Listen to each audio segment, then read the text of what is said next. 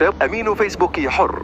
ذلك الشاب الذي أضاءت صورته صفحات فيسبوك لم يكن مجرد رئيس جمعية أفتاس للتنمية والتعاون، بل كان حلما يتجسد في كل مبادرة إنسانية. في قلب المغرب حيث تعاني الكثير من الأسر من قسوة الحياة، كان أمين يخطط لشيء أكبر من مجرد توزيع السلع الغذائية.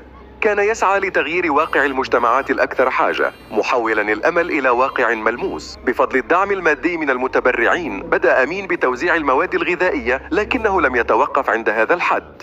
كانت رؤيته تتجاوز الحدود، حيث بدأ في إنشاء آبار مياه في القرى البعيدة لتصبح هذه الآبار بمثابة شريان حياة. كما لم يغفل الجانب الصحي، فقدم المساعدة الطبية ووزع الأدوية على المرضى، بل وكرس وقته لتنظيم عمليات جراحية مجانية لكبار السن.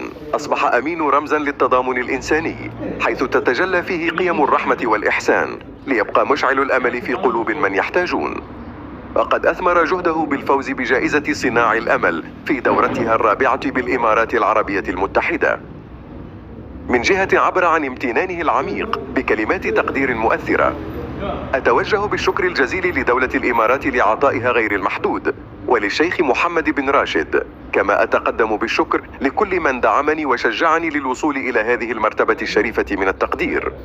وهو يعتزم استغلال هذه الجائزة لاستمرار مسيرته في تقديم يد العون للمحتاجين والمتضررين. في قلب الزلزال المدمر الذي ضرب الحوز، برز إمنير كرمز للأمل والتضامن. لم يكن مجرد متطوع، بل كان سفيرا للروح المغربية الأصيلة يعكس معدن شعبه في الأوقات الصعبة. عبر منصته فيسبوك حر، حول إمنير مواقع التواصل الاجتماعي إلى ساحة للتعاون والعطاء، حيث جمع التبرعات وساهم في إعادة بناء المنازل وتوفير المساعدات للمتضررين. كان صوته يعلو في كل زاوية، يحث الناس على المشاركة في العمل الإنساني، مما جعل جهوده تلاقي صدى واسعا.